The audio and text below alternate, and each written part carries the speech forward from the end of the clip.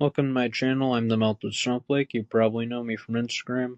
I'm going to try to make more videos like this. If you have any suggestions to make these videos better, let me know in the comments. We'll just get right into the video. We'll be talking about the war in Ukraine.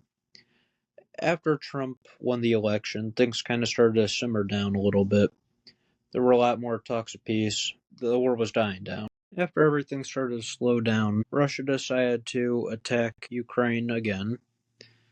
And it was a pretty big attack. Many blackouts, 120 missiles, 90 drones. I'll play the video right now.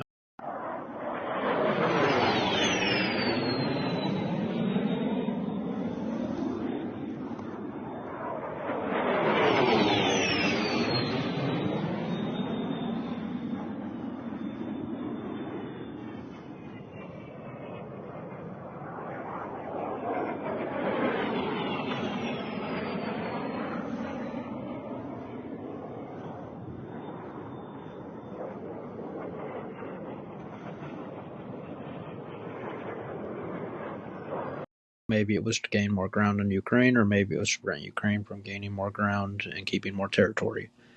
After the attack, though, Joe Biden authorized Ukraine to use long-range missiles that were made by the U.S. And Ukraine did use these missiles, but thankfully Russia struck down 5 of the 6 in the Kursk region.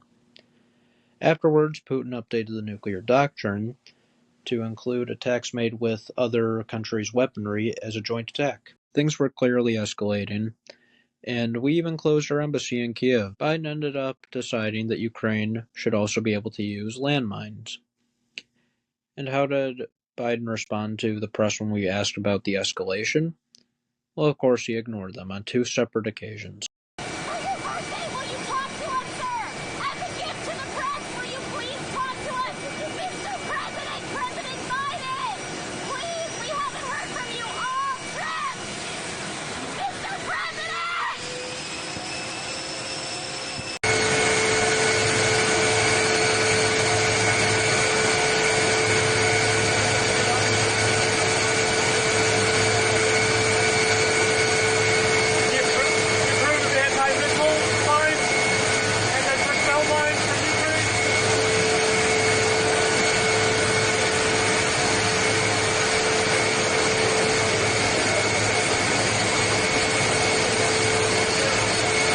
With all this escalation, of course, Russia needed to respond.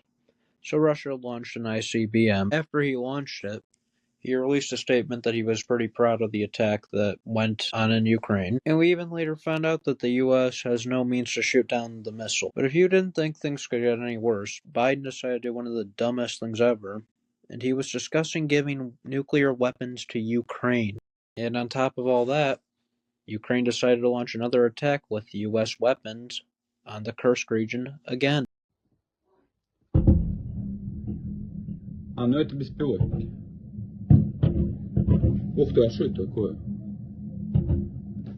И там, глянь, мам.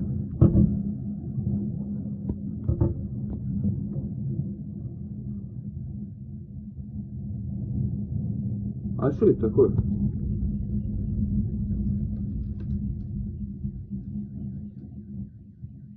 Это какая-то система ПВО новая.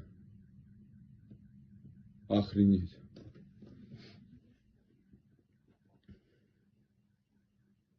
Охренеть. Да. Пиздец, ебать, там хуярит, блядь. Ебать! Твою мать, блядь!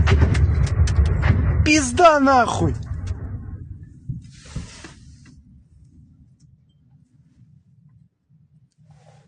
Пизда нахуй! We're told that we need to give money to Ukraine and we need to fight for Ukraine because we need to protect freedom and democracy. But this is the same nation that has been oppressing the Ukrainian Orthodox Church. They seize monasteries, they seize churches, and in the video that I'm about to show you, they even arrested the Metropolitan. І скажу вам ще одне. Бажаю пострадати за Христа. Дуже прошу вас, браті і сестри, мене ждуть Служби безпеки, у мене є 2 ангели, спасі Господь цим хлопчикам, що вони, дай Бог їм всього самого найкращого, і в них буде. А ви розступіться а вам благословення подасть блаженніші. Через те ви мене не задержуйте, відпустіть з миром, щоб їх не наказували. Я заради них, я не боюся за себе.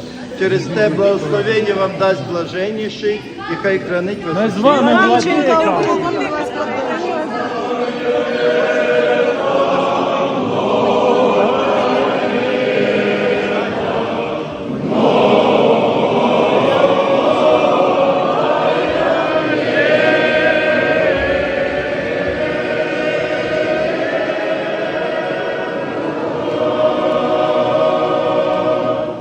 Biden recently said he wanted us to give another $24 billion to Ukraine. And Zelensky, what he ended up saying is that the U.S., even with Trump being elected, he said that we don't have the power to force Ukraine and Russia to negotiate.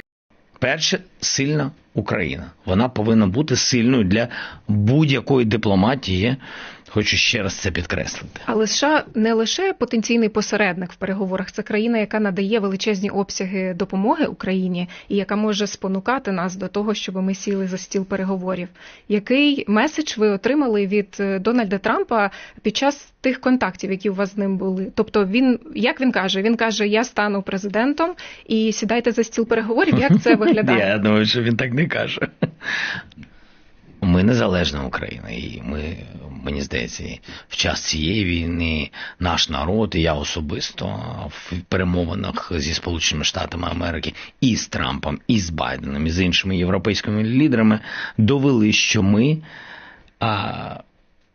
що з нами риторика «сідай і слухай» не працюючи. І це не через те, що ми такі, а через те, що так ми повинні відноситись в принципі до будь-якої країни, будь-якого народу, будь-якого лідера. Поважати. Це, в принципі, рівність, одна з цих цінностей, за які ми боремося сьогодні. Elon Musk responded and pretty much called what Zelensky said a joke, and he even linked an article calling Zelensky a comedian. Joe Rogan ended up coming out as well and saying Zelensky tried to come on his podcast. I hope it's true. I hope it's true. They're trying to come up with some sort of a... Zelensky tried to come on. Whoa! Yeah, they tried to get Zelensky on. I was like, what are you talking about? When you get an offer for somebody, they must come at your bookers or whatever. Do you like stop and like, hold on, let me think about this, whether I want to be part of the story 100%. Or not, whether it'll be interesting or not? Well, I wanted to stay out of the presidential election shit. Yeah, what happened? But even after all that tough talk, it looks like Zelensky is starting to give in. He recently admitted that he would actually be willing to give up some of Ukraine's land in order to have peace. Again, this is reported from the United States. And it's fairly simple, really, is that Ukraine joins NATO, but Russia takes control and keeps the land that it has to date. Would that be a possibility? Ніхто не пропонував нам бути в НАТО. No one has offered us to be in NATO with just one part or another part of Ukraine. Закінчити гарячу стадію. That's for once. Факт. The fact is that it is a solution to stop the hot stage of the war, because we can just give the NATO membership to the part of Ukraine that is under our control. Факт. Можна було б, ніхто не пропонував. Yes, it could be possible, but no one offered.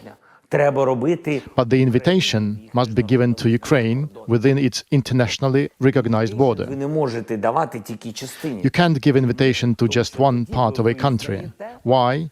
Because thus you would recognize that Ukraine is only that territory of Ukraine and the other one is Russia. Тому я і сказав, юридично ми не маємо права. So legally, by law, we have no right to recognize the occupied territory as territory of Russia. І тут не можна помилятись. And here we must not make any mistake. Зупинити гарячу стадію війни. But if we want to stop the hot stage of the war, зонтик, umbrella, we should take under NATO umbrella the territory of Ukraine that we have under our control. швидко. А далі That's what we need to do fast.